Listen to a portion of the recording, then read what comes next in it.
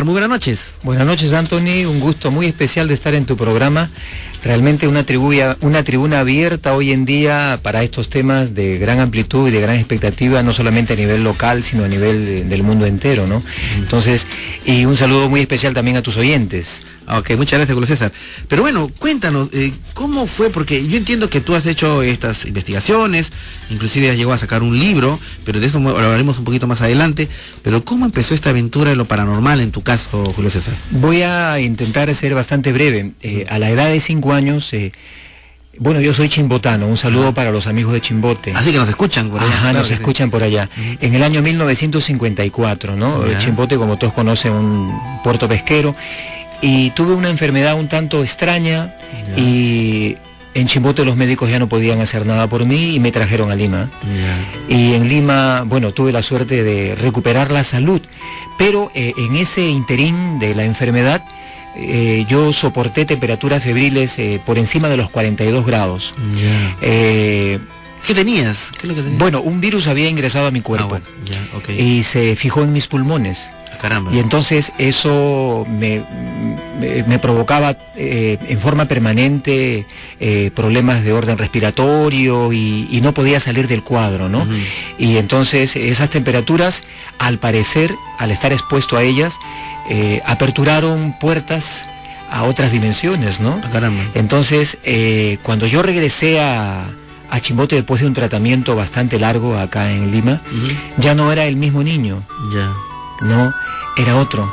Podía ver cosas, escuchar voces, ver imágenes. Sabía, por ejemplo, quiénes de los vecinos. Yo era muy pequeño para poder entender esto. ¿Cuántos tenías cuando pasaron estos fenómenos? Yo tenía 5 años, 6 años. 6 años y empezaron a despertarte en ti estas percepciones, digamos. Así es. Entonces, al parecer la glándula pineal se sintió de alguna manera fortalecida con esta temperatura. No lo sé, alguien me dio una explicación, que fue un médico, no muy entendido en el tema, y me dijo lo que ha ocurrido aquí es que tu glándula pineal se ha estimulado y bueno, se ha dado apertura a lo que se denomina el tercer ojo. Bueno, eso ya lo entendí posteriormente, claro. Pero cuando era niño yo veía, por ejemplo, deslizarse en el frente de mi casa. Yo vivía en esa época en la avenida Pardo, frente a la Plaza de Armas, ahí en Chimbote, sí, y gente que caminaba 10 centímetros elevados por el suelo, ¿no? Y a mí me causaba gracia, ¿no? Claro. Pero a la edad que yo tenía. Claro. Pero por otro lado, después, esa persona, que era una persona conocida, resultaba ser el protagonista principal de un velorio. O sea, era un muerto. Obviamente, al parecer era su astral, que estaba deambulando por allí y que probablemente estaría enfermo, y yo podía visualizarlo. Caramba. Y entonces yo comencé a marcar un código, decía, no, las personas que caminan volando y sin zapatos, porque estaban sin zapatos, no, yo las veía sin zapatos, es porque se van a morir. En mi lenguaje infantil que yo tenía en aquella época. Bien. Posteriormente, cuando ya ingresé a la pubertad, pero en ese interín de la primera, segunda infancia hasta ingresar a la pubertad, ocurrieron una serie de eventos, ¿no? Una serie de eventos. Yo podía ver deslizarse por mi cuarto figuras, imágenes que deambulaban y yo no entendía qué eran. Inclusive se aproximaban a mí, me susurraban al oído, me decían cosas, y yo no comentaba mucho en el tema en casa porque mamá y papá andaban en sus cosas, mis hermanas también, que eran también contemporáneas conmigo. Y yo me guardaba muchas de esas cosas. Cuando yo he llegado a Lima, a la edad de 14 años, pero previamente a llegar a Lima, yo recuerdo tuve una experiencia de aquellas denominadas un paso al más allá. Yo tuve una experiencia de vida después de la vida. ¿Cómo fue eso?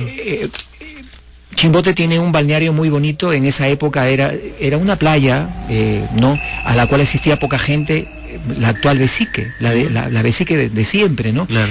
Una ola me arrastró y entonces yo estuve en todo el trance, viví todo el trance de la muerte.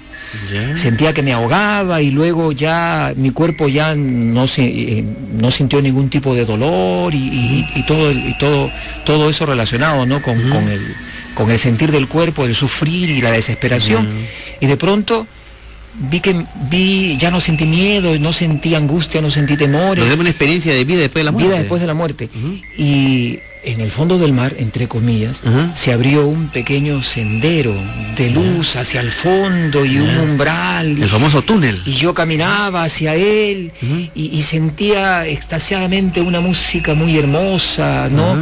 Y voces que me hablaban. Y yo me sentía el ser más feliz. Y de pronto comencé a ver una imagen, ¿no? Y ya acercándome a ese portal. ¿A una imagen? Sí, la imagen de un ser. La imagen de un ser. Que comencé a visualizarlo muy de cerca y otros seres que estaban a su alrededor. No pude completar la escena, si no, no estaría contándote esta historia. Regresaste, porque mi primo Roberto ingresó al mar a rescatarme. Y aquí me tienes. Bueno, cuando llego a Lima, yo estudié en el Colegio Nazareno, por esas cosas de la casualidad. La casualidad no existe, por las cosas de la causalidad. Llegué a estudiar al Colegio Nazareno, aquí en la Avenida Brasil, y allí en el patio, recuerdo, conversábamos con los chicos de este tema y me regalan un libro, un amigo, El tercer ojo de Lobsang Rampa. Así es, un clásico, ¿no? Un clásico de la literatura esotérica. De la literatura esotérica. Esa misma noche me lo devoré, ¿no? En una lectura muy generosa para mí. Y entendí que no era el único. Comprendí muchas cosas. Que mucha gente tenía esas experiencias también. Comprendí que hay miles y millones de seres humanos que pueblan este planeta, hermoso planeta, y que, bueno, están vinculadas a este tipo de contactos con otras dimensiones, de nexos con otros planos, etcétera, ¿no? Y bueno, posteriormente, antes de viajar de llegar ya acá a Lima y bueno, afincarme acá en Lima definitivamente, yo recuerdo la primera vez saliendo del Cine Pacífico con mi abuelo, que en paz descanse, Estanislao Córdoba García. Salíamos del cine y nos dirigíamos a un lugarcito que creo que tú conoces, Chimbote. Hemos estado en Chimbote juntos. Ahora voy a contarles a nuestros amigos tus experiencias que hicimos en Chimbote. Así es. Y bueno, al abuelo dice, vamos a tomarnos un jugo donde el señor Electo. El señor Electo era un señor que ahí se amanecía vendiendo jugos, ¿no? Antes de llegar al mercado Modelo, mi abuelo dice, ¡un ovni! Levantamos toda la mirada y efectivamente, en medio del cielo, una hermosa nave que parecía que nos estaba observando y viceversa, ¿no? Y entonces comenzó a juguetear allí donde se ubicaba. Y subía, bajaba, llena de luces, y nosotros extasiados ahí, y obviamente no solamente mi familia, sino todos los que en ese momento estaban saliendo. ¿En qué año sería esto, Julio César? Eso ha sido más o menos, si mal no recuerdo, el año 62, 63, más Perfecto. o menos. Mira, vamos a hacer un corte informativo, pero ¿qué te parece? Ahora estamos aterrizados en el tema, por tu primera experiencia OVNI, para que en la segunda parte de esta entrevista nos comente acerca de los visitantes de dormitorio, cómo esto llegó, esta investigación y la experiencia que tú tuviste también sobre el tema. He tenido varias experiencias al respecto. Sí. Ok, así que después del corte seguimos. Son las 9:46 de la noche en Lima, ciudad capital. Tenemos una temperatura de 18 grados Celsius y ya retornamos con nuestro programa.